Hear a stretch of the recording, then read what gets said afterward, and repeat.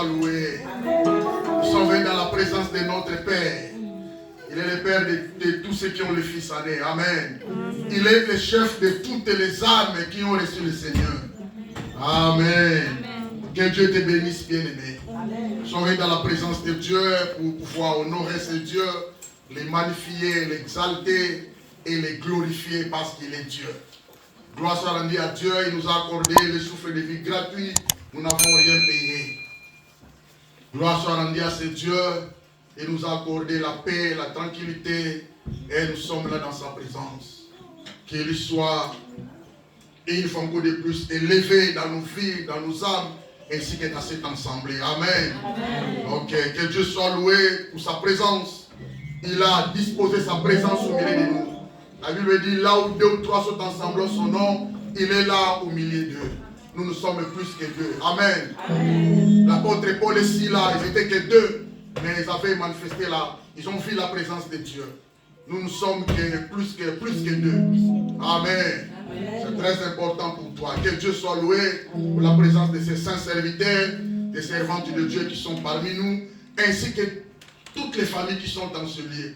Que l'Éternel Dieu vous soit favorable. Amen. Ok, nous avons notre sujet de prière. Vous connaissez, nous parlons sur la prière.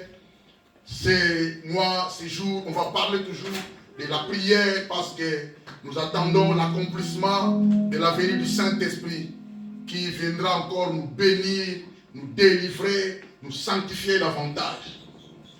Pourquoi? Je veux que nous puissions prier vraiment. C'est très important. Je vais donner quelques conditions par rapport aux prières. Luc chapitre 10, verset 1er. C'est ça notre texte principal, vous connaissez déjà. On parlait sur la ténacité de la prière. Luc chapitre 10, verset 1er. 18, verset 1er. Là, c'est le Seigneur qui parle. C'est le Seigneur qui s'adresse à ses disciples. Jésus leur adressa une parabole pour montrer qu'il faut toujours prier et ne point se relâcher. Il faut toujours prier et ne point se relâcher. C'est-à-dire, il faut toujours prier. C'est un thème fréquent, bien aimé. C'est-à-dire qui se produit souvent dans les épîtres de Paul. Si vous lisez l'apôtre Paul, vous allez remarquer, il parle vraiment de la persévérance, de la continuité, de la résistance, la fermeté dans la prière. Quand le Seigneur parlait avec ses disciples, il lui dit, il faut toujours prier et il ne faut point se relâcher. Il faut toujours prier, signifie persévérer. Le Seigneur veut leur dire, vous devez persévérer dans la prière. Car quand vous allez persévérer dans la prière, cela va vous aider à accomplir la volonté de Dieu. Il faut toujours prier, signifie persévérer dans la prière. Selon Romains chapitre 12, verset 12. La Bible nous dit ceci. Romains 12, 12. La Bible dit, réjouissez-vous en espérance.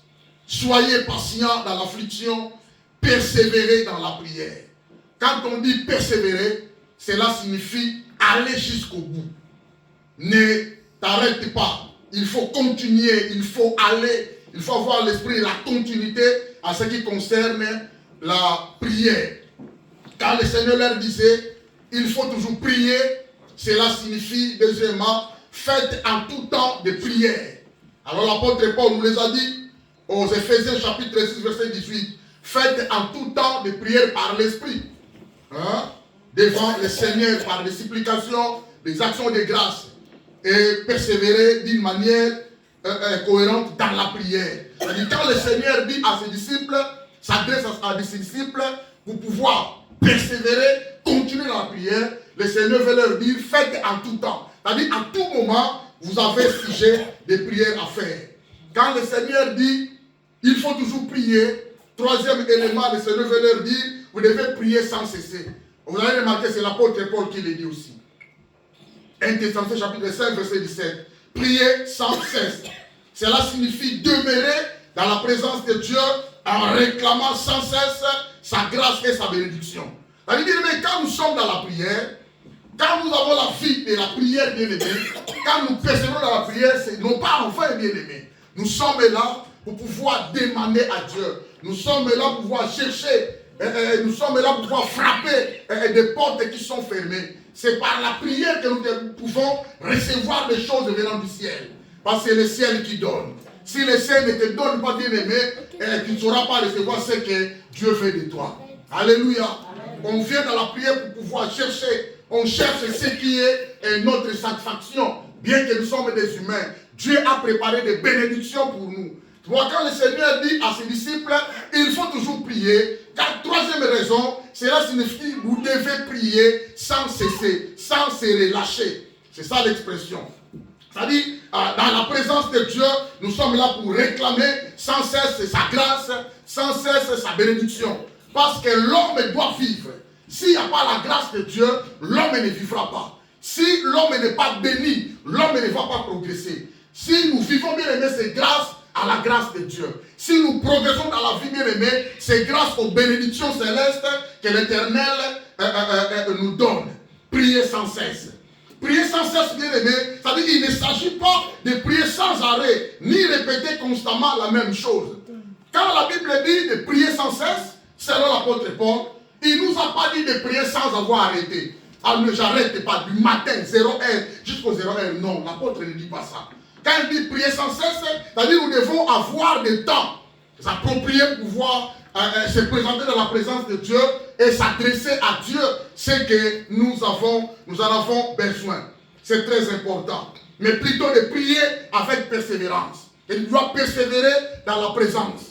Il n'est pas dit que quand tu vas persévérer dans la présence de Dieu, c'est-à-dire que tu es dans la présence de Dieu, tu ne travailles pas, tu ne sors pas de rendez-vous, tu es là, bien aimé, consacré dans la chambre. Non, pas comme ça. Prier sans cesse signifie persévérer de temps à autre que tu as besoin de prier, tu entres dans la présence de Dieu. C'est très important. C'est-à-dire que tu dois prier avec régularité. Il faut avoir de la régularité dans la présence de Dieu dans tes prières. Prier sans cesse, bien aimé, ne signifie pas que nous devons constamment faire montrer vers Dieu des prières solennelles. Plutôt que tout au long de la journée, nous devons lui adresser tout genre de prières. Et c'est quelles que soient les circonstances. Tout genre de prières, tu peux le faire. Amen. Ne t'arrête pas ici, je seulement Dieu, je veux le mariage. Toi, tu ne sais pas glorifier Dieu. Toi, tu ne sais pas demander autre chose. Toi, tu as besoin que du mariage. Non. C'est-à-dire tout genre de prières peuvent être s'adresser à Dieu par rapport à ce sujet, prier sans cesse. Alléluia.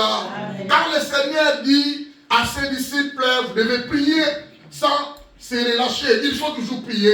Le Seigneur nous montre que nous devons nous engager dans les combats de poids lourds. C'est par la prière que les enfants de Dieu s'engagent dans la lutte, dans la bataille, dans des combats qui sont des combats de poids lourds. Parce que nous combattons non physiquement, mais nous combattons spirituellement. Alors quand on persévère dans la présence de Dieu, nous allons être qualifiés devant les sorciers. Nous allons être qualifiés devant les démons. Nous allons être qualifiés devant toutes les circonstances qui peuvent se présenter devant nous.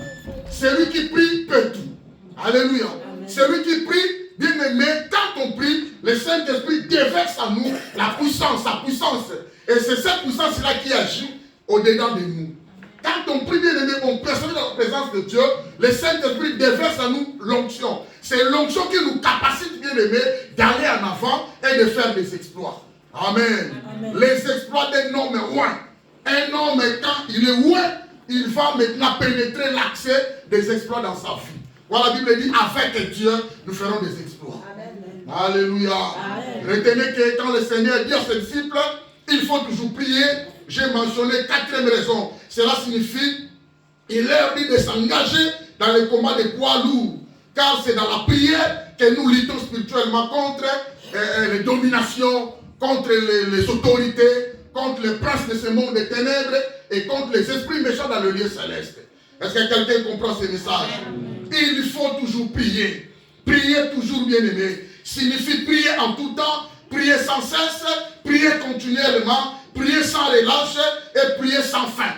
C'est-à-dire, depuis que nous avons reçu le Seigneur, nous devons développer la vie de prière avec le Seigneur. Amen. Donc tu ne peux pas prier sans être dans la présence de Dieu. Déjà, quand quelqu'un prie, cela signifie qu'il pénètre déjà la présence de Dieu. Amen. Amen. Nous sommes appelés à prier, bien aimés, sans relâche. Alors quand la Bible dit ne point se relâcher, cela signifie ne pas céder.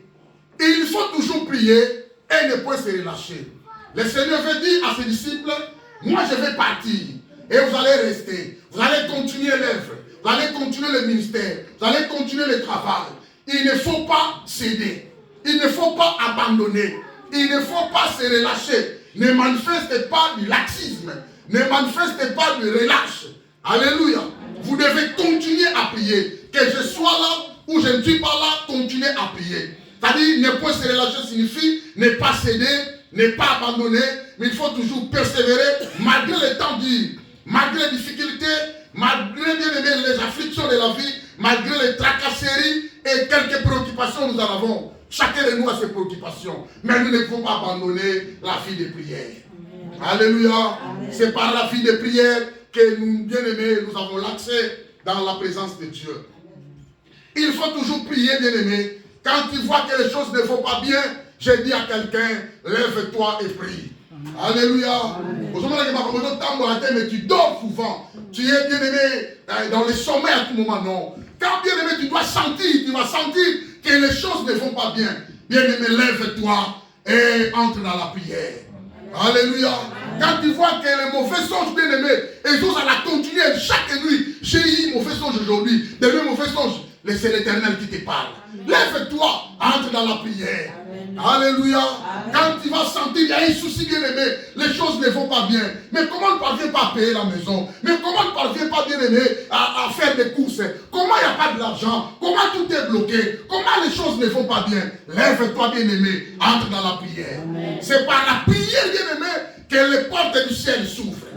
Alléluia. C'est par la prière, bien-aimé, que nous avons une arme offensive et défensive de l'idée. Offensive, c'est-à-dire c'est défendre.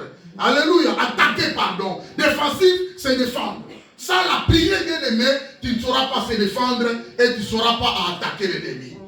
Car la Bible dit, nous n'avons pas lutté contre la chair et le sang, mais nous luttons contre les dominations, contre les autorités, contre les princes de ce monde des ténèbres et contre les esprits méchants de céleste. Alléluia. Ce sont 4 dimensions des esprits mauvais dans ce monde. Alors une femme de la prière a toujours été victorieuse. Alléluia. Un homme de prière, bien-aimé, a toujours été victorieux. Sans la prière, bien-aimé, il n'y aura pas la qualification. Tu dois être qualifié, bien-aimé. Pour être qualifié, il n'y a qu'un seul chemin. C'est le chemin de la prière. Toi, quand tu vas remplir les conditions qui vont t'aider à accéder à la présence de Dieu, tu es qualifié. Que l'Éternel qualifie un homme en ce lieu. En assemblée, nous n'avons pas qualifié maman Moko. Devant les situations de ta vie bien-aimée, tu seras qualifié. Non comme pas réel, mais on la qualifier. Qualification sous qui ou non. Toi, ta qualification, et on va la perpétuer. Ta qualification, on va la pour toujours. Que le Seigneur te qualifie. Oh, devant les sorciers, soyez qualifiés. Devant les circonstances fâcheuses, je déclare au nom de Jésus que tu sois qualifié. Ça va qualifier une administration. Alléluia. Ça va qualifier bien-aimé devant les sorciers. Et tu vas marcher la tête haute.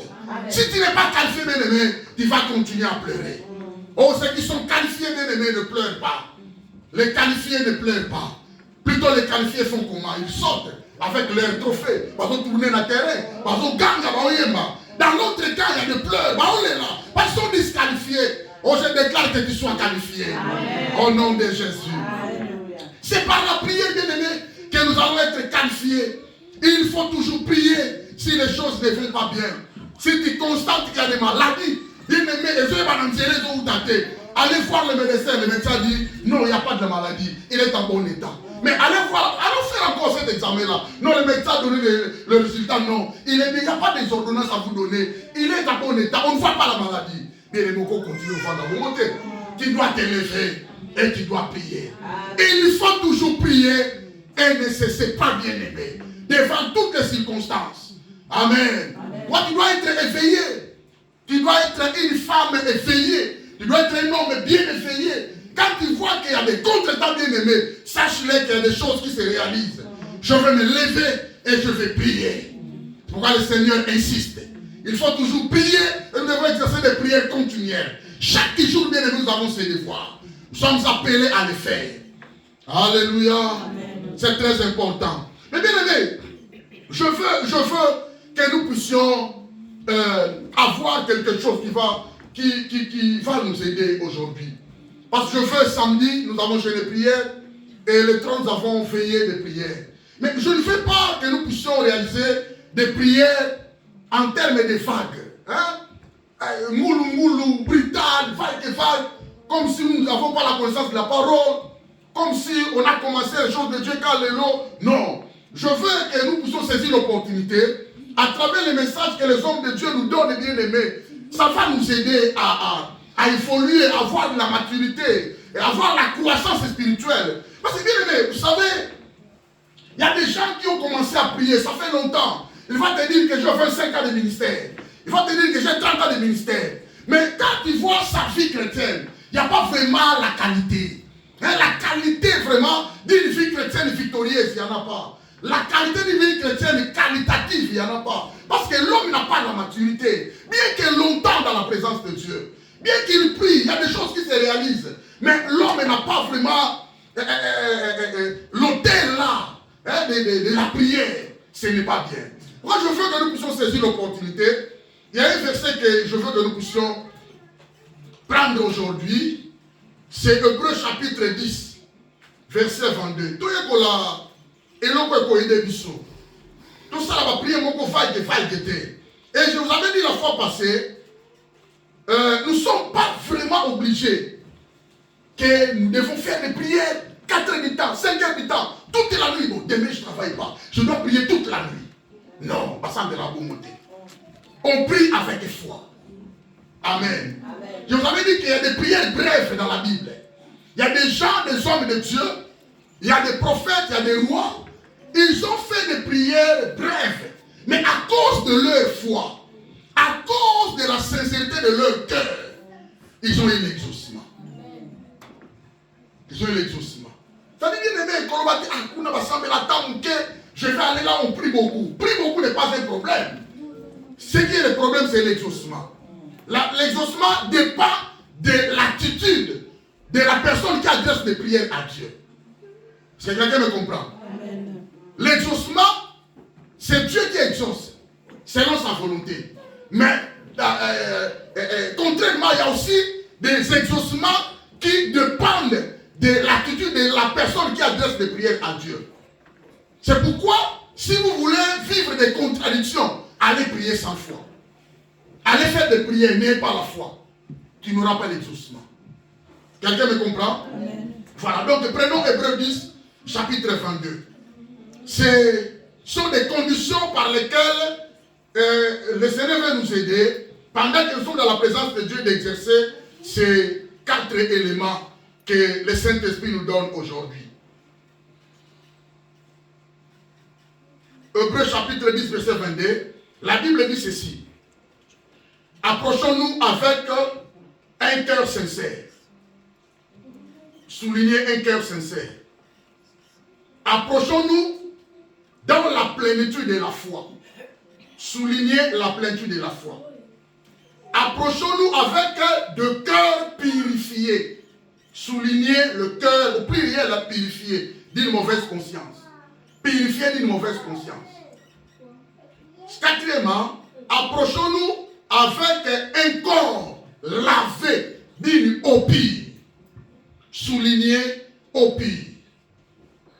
Ce verset bien aimé nous présente la quadruple description sur la façon dont de nous présenter devant le trône de Dieu, ou de nous présenter devant la face de Dieu, de nous présenter dans la présence de Dieu. Où se trouve la présence de Dieu? Dieu est présent. Il est omniscient. Il est partout au même moment. Pendant que nous sommes ici dans cette réunion, l'Éternel est aussi dans la réunion qui est à côté là-bas. Les enfants de Dieu prient aussi à côté là-bas à Metz. À Wapi, à Metz, à Borny, partout. En Afrique, en Amérique, partout il y a des gens qui prient. Ceux qui confessent le Seigneur Jésus-Christ, la présence de Dieu est là avec eux. La présence de Dieu, Dieu est omniprésent. Il est partout au même moment. La présence de Dieu est en toi comme étant un enfant de Dieu. Tout celui qui a accepté le Seigneur Jésus-Christ comme étant son sauveur et Seigneur, il est d'office l'habitation de la présence de Dieu. Il est d'office la demeure de Dieu. C'est-à-dire, Dieu est en toi. Amen. Mais quand on dit maintenant, approchons-nous dans la présence de Dieu. C'est-à-dire, c'est toi maintenant qui vas avancer pour pouvoir pénétrer la présence de Dieu. Il est là à côté de toi. Il est là à ton intérieur. C'est-à-dire, quand tu vas maintenant approcher, tu vas commencer à prier. Il faut maintenant réfléchir par rapport à ces 4 éléments. Quelqu'un me comprend? Amen. Dieu est avec toi. Il n'est pas loin de toi. Tu dois te présenter ou approcher devant Dieu avec un cœur sincère, avec la plénitude de la foi, avec un cœur purifié d'une mauvaise conscience et avec un corps lavé d'une eau pure. Mais notre problème, c'est approchons-nous. C'est ça le problème. C'est-à-dire, quand tu es concentré, bon, je vais commencer la prière. Tu es assis, tu veux prier. Déjà, tu pénètres déjà la présence de Dieu. N'allez pas prier, ton cœur est à l'extérieur. N'allez pas prier, ton corps n'a pas été lavé. N'allez pas prier, il n'y a pas de la foi. N'allez pas prier avec une mauvaise conscience. Non, ça ne marche pas. Ça doit être un sujet de tous les jours dans nos vies. Nous devons mémoriser ça. Quelqu'un me comprend? Bien, mais par ces éléments, tu es béni pour changer d'église. Mais il faut continuer à changer les églises. Ah, là, Dieu ne travaille pas. Ah, il y a la foule là-bas. C'est Dieu ne travaille pas là où il y a la foule. Dieu ne tient pas compte de la foule. Mais Dieu tient compte d'une personne dont ces 4 éléments sont dans son cœur, dans sa vie. Quelqu'un me comprend? Amen. C'est pourquoi Élie était seul. Mais en face d'Élie, il y avait 450 prophètes de Baal. Il y avait 400 prophètes d'Astarté. Il y avait le gourmand d'Akab. Il y avait les gardes du corps de Jézabel. C'est-à-dire plus de 100, plus de 1000, pardon. Mais Élie était seul. Mais tellement il était avec Dieu. Quand tu es avec Dieu, bien aimé, Mtaoulou Ngaouté. Quelqu'un me comprend? Il était seul. Il était seul. Mais il avait ces 4 éléments en lui. C'est très important. Tu peux être seul, bien-aimé, devant les milliers de sorciers, les milliers de démons bien-aimés, ne crains rien. Je vous avais déjà dit ça. Tu n'as rien à craindre parce que tu es avec Dieu. Il n'est pas loin de toi. Alors quand on dit maintenant, approchons-nous, cela signifie quoi? Cela signifie, premièrement, ce que tu dois retenir. La prière n'est pas plus valeureuse. La prière n'est pas plus valeureuse que la foi. La foi aussi n'a pas moins de la valeur que la prière. Non. La prière persévérante équivaut à la foi.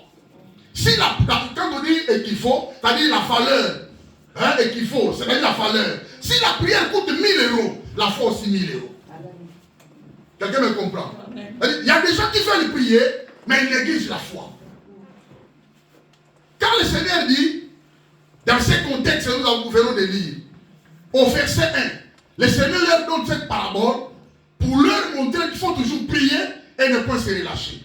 Allez maintenant à la fin du contexte, au verset 8.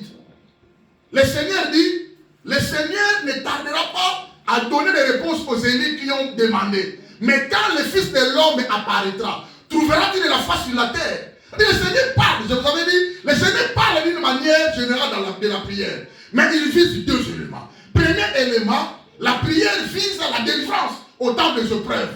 À l'exemple de la veuve qui persévère.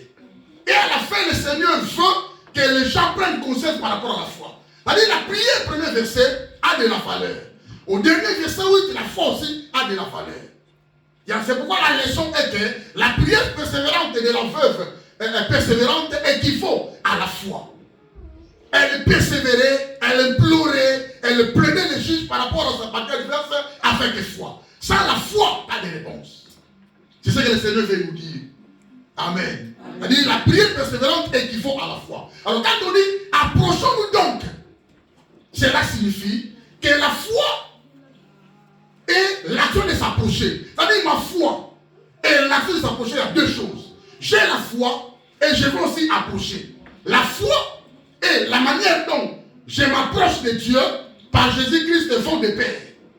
Tu ne peux pas t'approcher sans la foi. Tu ne peux pas prier sans la foi. C'est quelqu'un me comprend. La foi est indispensable. La foi est essentielle. La foi est fondamentale dans la vie chrétienne. Or, la vie chrétienne, on voit deux choses. La prière et la parole. Ça, même l'écoute de la parole. On est en train de libérer la parole. Ceux qui ont la foi captent directement. Ceux qui n'ont pas la foi doutent. Pasteur, on va solo. Pasteur, on va constater. Ceux qui ont la foi captent directement. Je capte ça pour moi. La prière de la vallée, la force de la vallée. Mais ceux qui doutent, ils sont contactés. Quelqu'un me comprend? On est dans l'église, on est en train de libérer la parole. Mais il y a des incrédules. Il y a des gens qui ont l'amusement du cœur. Il y a des gens qui ont l'esprit de prière en eux. N'a rien contacté. Ah, des prières et les qui. Ah, il doute là où il est. Mais nous, ce n'est pas notre problème. C'est pourquoi il faut accepter de se laisser, de s'abandonner auprès du Saint-Esprit. Parce que c'est le Saint-Esprit qui nous aide. Quelqu'un me comprend? C'est la foi et la foi de s'approcher de Dieu par Jésus-Christ font des pères. La prière et la foi sont deux choses différentes. La foi est une autre chose, la prière aussi une autre chose. Mais la foi et la prière équivalent. Elles ont des mêmes valeurs. Alléluia. Ne néglige pas la prière et ne néglige pas la foi. C'est pourquoi la prière de la foi sauvera le malade. La prière sans foi ne sauvera pas les malades. Quelqu'un me comprend? La prière persévérante qu'il faut à la foi. C'est-à-dire qu'elles ont les mêmes valeurs, même prix, même force, selon le Seigneur. Quand on dit approchons-nous, cela signifie l'Éternel nous invite. C'est le cœur de l'invitation adressée à toute l'assemblée venue à Christ. On trouve les mêmes invitations dans la Bible. Jacques a dit ça. Jacques chapitre 4 verset 8. Alors je n'explique pas, mais on lit pour pouvoir avoir des preuves. C'est très important pour nous. Jacques chapitre 4 verset 8. Approchons-nous de Dieu et il s'approchera de vous. Nettoyez-vous vos mains, pécheurs, purifiez vos cœurs, hommes irrésolus. Et quelqu'un a vu ça? Quelqu'un a vu ce verset? Jacques chapitre 4 verset 8. Ça dit, c'est une invitation que l'Éternel nous lance. Approchons-nous bien aimés, c'est très important. Et puis Psaume 73, 73, 28. Puis Psaume 73, 28. Après, on va essayer de développer les 4 éléments que ça va nous aider, bien aimés, quand on avance dans la présence de Dieu. Ça maintenant, c'est Asaph, je crois. Et puis Psaume 73. Oui, et puis Psaume du roi Asaph. Oui, Asaph 28. La Bible dit, pour moi, m'approcher de Dieu, c'est mon bien. Je place mon refuge dans le Seigneur, l'Éternel, afin de raconter toutes les œuvres. Amen. 73, 28. Asaph a dit, moi, m'approcher de Dieu, ça me fait du bien. Mais les gens qui s'approchent de la présence de Dieu, ça ne leur fait pas du bien.